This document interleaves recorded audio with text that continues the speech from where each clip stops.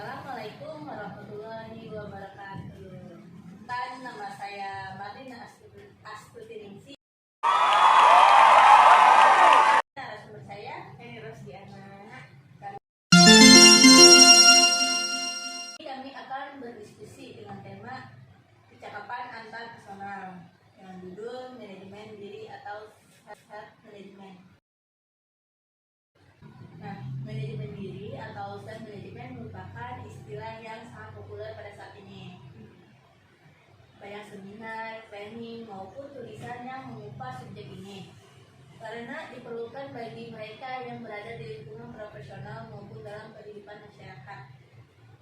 Pada dasarnya, manajemen diri merupakan pengendalian diri terhadap pikiran, ucapan, dan perbuatan yang dilakukan sehingga mendorong dan pada penghindaran diri terhadap hal-hal yang tidak baik dan peningkatan perbuatan yang baik dan benar. Manajemen diri juga menuju pada konsistensi dan keselarasan pikiran, ucapan, dan perbuatan sehingga apa yang dipikirkan sama dan sejalan dengan apa yang diucapkan dan diperbuat. Integritas seperti ini yang diharapkan akan timbul dalam diri pada praktisi manajemen diri. Sebelum bisa memiliki pikiran, ucapan, perbuatan baik terlebih dahulu, seseorang harus memiliki pemahaman dan pengertian yang benar. Itu ya. Tetapi walaupun punya pemahaman terhadap kebaikan dan ketidakbaikan, belum tentu pikiran seseorang mampu diarahkan terus-menerus terhadap kebaikan. Dan walaupun seandainya pikiran seseorang sudah didominasi oleh kebaikan, belum menjamin bahwa ucapannya selalu sejalan dengan pikiran. Demikian pula tidak ada garansi bahwa perbuatannya secara fisik merefleksikan sepenuhnya pikiran yang baik. Sebagai contoh nih, apapun latar belakang, umur, jenis kelamin, pendidikan, suku, umumnya kita setuju bahwa olahraga dengan frekuensi dan dosis yang tepat dapat menjaga kebugaran, daya tahan, dan kesehatan seseorang. Pemahaman ini menuntun pada pikiran yang baik bahwa olahraga penting bagi kesehatan. Nah, pemahaman dan pemikiran tentang kebaikan olahraga ini lebih mudah sejalan dengan ucapan, ya. Waktu menasihati orang lain dengan mudah kita menjelaskan pentingnya berolahraga secara teratur. Akan tetapi sewaktu harus praktek langsung, banyak di antara kita akan memunculkan berbagai alasan untuk mendukung dan memberikan pembenaran mengapa diri kita jarang atau bahkan tidak sesekali olahraga gitu. Males ya. Mulai dari alasan sibuk lah, bekerja lah, waktunya belum tepat banget tuh. Tidak ada sarana dan lain-lainnya. Itu yang menjadi penghambat sebenarnya. Iya, ada aja alasan ya untuk tidak berolahraga. Nah, ini menjelaskan mengapa banyak orang yang tidak atau belum sukses, padahal begitu banyak kiat, taktik, strategi, dan metode sukses yang diajarkan, bisa melalui buku, kaset, seminar, dan lain-lain. Juga banyak di antara kita hafal di luar kepala dan mampu dengan cepat menyebutkan persyaratan untuk bisa sukses, mulai dari disiplin tinggi, tepat waktu, punya integritas, jujur, terus fokus apa yang lagi kita kerjain, lalu tidak mudah putus asa, dan lainnya. Begitulah banyak dari kita hanya bermain pada tataran pemahaman dan pikiran, atau yang paling jauh sampai level ucapan saja. Jadi cuma ngomong doang tuh mau olahraga tapi nggak dilakuin gitu ya. Begitu harus diterapkan dalam kehidupan kita sehari-hari secara disiplin. Kita memberikan banyak manfaat kepada diri sendiri untuk menunda atau tidak melakukan berbagai kiat, taktik, strategi, dan metode sukses tersebut.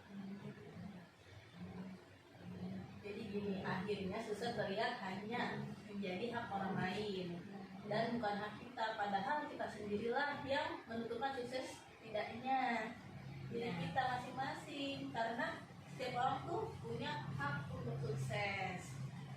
Seperti yang dikatakan Bapak Ardi Wongso, bahwa isinya adalah sukses is my right, sukses adalah hak saya. Sebenarnya tanpa perlu menjelaskan sebuah persyaratan sukses, masih terbuka lebar kesempatan meraih berbagai keberhasilan dalam hidup kita.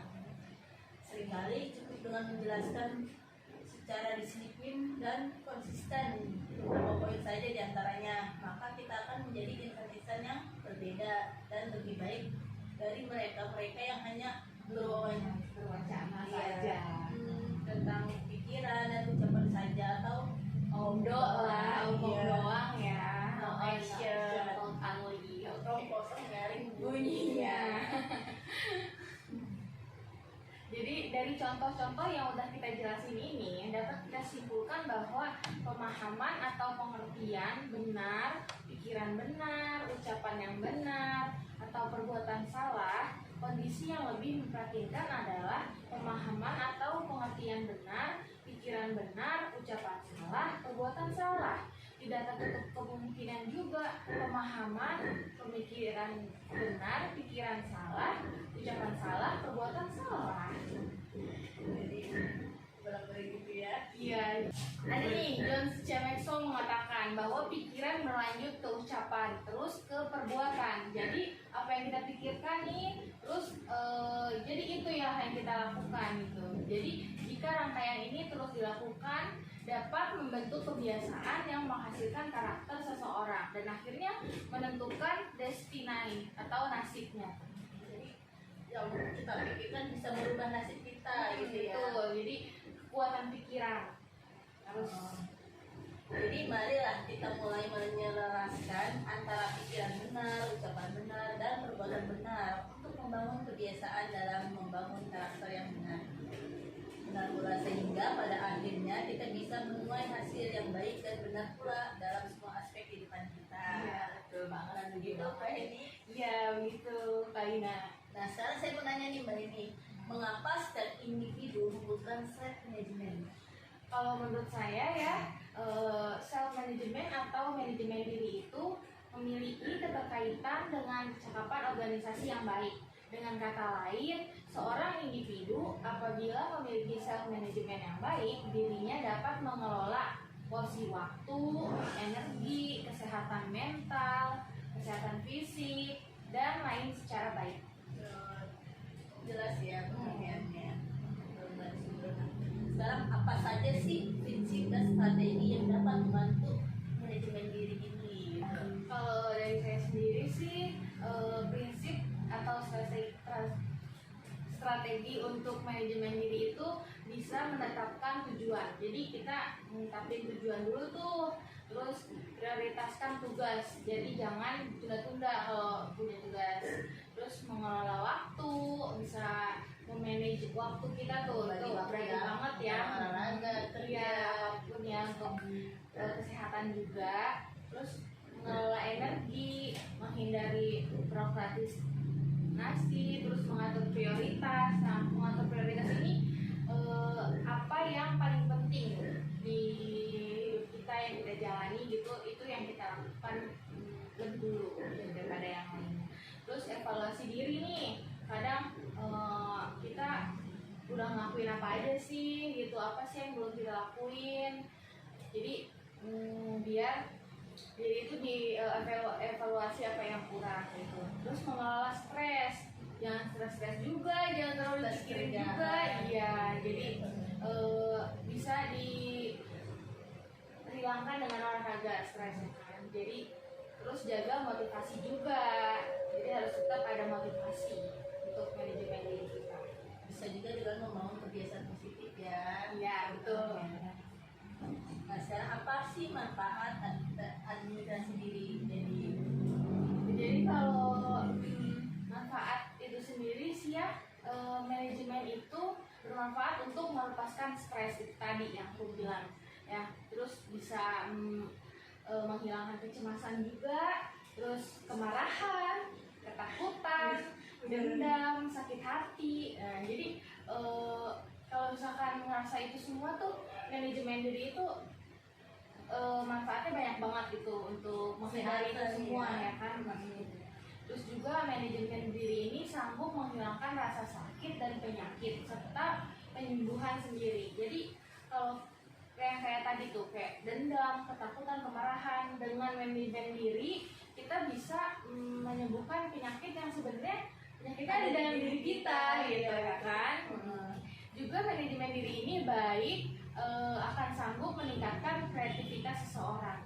Muncul ya. Iya, jadi dengan kita memanajemen diri kita, kreativitas dalam pikiran itu muncul tuh. Jadi bisa jadi suatu kegiatan yang positif juga gitu. Kalau dari Karina apa ada manfaat gitu? Kalau menurut saya ya, masalah sambut dipecahkan dan selesaikan. Kalau seseorang bisa melaksanakan aktivitas dirinya gitu, bisa juga meningkatkan gambaran diri dan rasa percaya diri seseorang. Jadi dengan manage itu bisa menumbuhkan rasa percaya diri kita ya. Ya, meningkatkan kemampuan pembelajaran dan membantu seseorang mencapai prestasi. Akan muncul prestasi-prestasi yang Positif ya, yang baik, yang bakatnya akan kelihatan gitu ya dengan manajemen diri. Setuju banget sih aku sih, kayak gitu. Jadi kesimpulan pada materi kali ini adalah kemampuan untuk mengatur dan mengendalikan diri sendiri dalam mencapai tujuan dan menghadapi tantangan dalam kehidupan sehari-hari. Ini melibatkan dengan pengelolaan waktu, energi, dan sumber daya mental dengan efektif. Ya, setuju banget sih Karina ya, karena manajemen diri ini banyak banget dampak positifnya buat kita ambil. Terus kita juga jadi tahu nih, yang tadi udah kita bahas, kita lebih bisa aware ke diri kita biar nggak stres, gimana ngilangin stres, kecemasan, yaitu dengan manajemen diri. Oke, demikian diskusi pada tema ini. Kurang lebihnya mohon maaf. Semoga dengan pembahasan pada kali ini bermanfaat bagi kita semua. Amin. Kami pamit undur diri. Wassalamualaikum warahmatullahi wabarakatuh. Kita punya Yayel nih, mau dengerin ya. Manajemen diri, Percaya diri. percaya diri. Manajemen diri, percaya